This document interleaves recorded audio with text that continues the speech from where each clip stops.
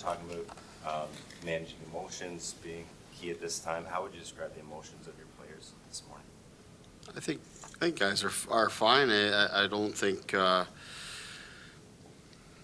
think if anything that we've learned along the way, it's that you can't get too focused on the fact that it's an elimination game or anything like that. I mean, all these things go without saying. You know what you're playing in, but you have to focus on the things you've done well in the series. You have to focus on continuing to get better in the series. Focus on your game, and just go out and play. Sheldon, players always say that all that matters is wins. Obviously, it doesn't matter if it's scoring to get to those wins. Certainly, but what does it say about the season that Austin had to help propel you to all these victories when he's recognized with it?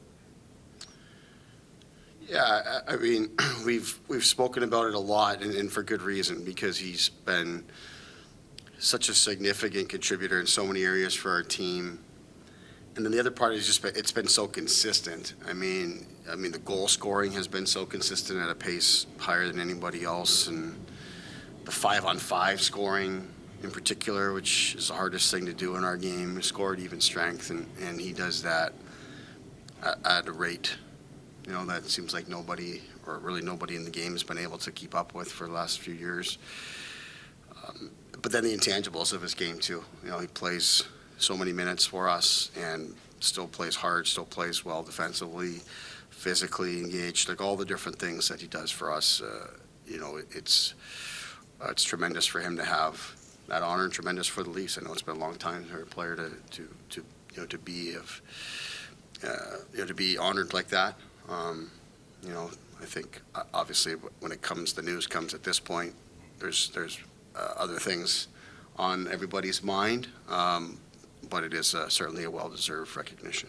As a coach, Sheldon, what have you learned about what it takes to get the best out of your players at these kind of key moments where the pressure is the most? Well, like I said, I think a big part of it is to not take the focus away from our game, and that's really it. And focus on the details. We had a meeting this morning showing things that we need to do better and showing things that we've done extremely well that have given us success in the series. So that's really where the focus has to lie. Knowing that you're tough against your opponent, you're on the road, all those kind of things. But we've been here, we've played this team, we've played in this building, we know what to expect in that sense. So really, we're just focused on playing our best game of the series, and we feel like that's what it's going to take. We've been trying to work towards that. We've been continuing to point out things. We made little adjustments along the way, and you have to go out and play. What would you like to see from a power play? From which? Power play? We need to execute, get more things happening around the net, get more stuff to the net. We've done a good job. We look at the first period, we weren't able to get anything really free or any real good looks at that net. We were in the zone for a significant amount of time. So that in itself was a challenge against this team. So we were able to do that, and we've done a pretty good job of it. Obviously, getting clean looks has been a challenge, but at the same time, we've found a way to score pretty consistently. When you're getting one power play goal a game, you'll take that. I think when we get power plays early in games, we'd like to see it strike and build momentum for us. I think the first period that we had the other night in Game 5, the shots and stuff like that probably gets a little overblown a little bit, just because of the special teams, right? I mean, their power play outshot ours 8-0. The shots after one period at even strength were 6-4. So when you look at that sense of it, I mean, the period doesn't look as bad at 5-on-5, but when the power play is not going, it tends to draw attention to every other area, and then you feel like your whole game's not there. So you really have to sort of focus on your 5-on-5 play, and knowing that the power play is something that can build positive momentum for the team. Sorry, why has it been so hard for both teams to sort of get to figure out the officiating standard? Because it's been fairly consistent, but penalties are still happening. Yeah, it's the only thing I can say to it is just it's been a very competitive series. It's hard competing for pucks. Sometimes on both sides, one player gets an advantage on another, and you're competing so hard that you don't want to give up that edge and that advantage, and it leads to you, trying to do whatever you can to stay in the fight. Competing for pucks and reaching, and your stick at times gets away on you. So I think both sides have seen a little bit of that. Obviously, that's an area we want to do better. I thought in the second half of the game, we did a far better job of it. We took one there in the third period, but at the same time, we weren't really able to draw anything either in the third. So, we just have to continue to do our best to stay on top of that.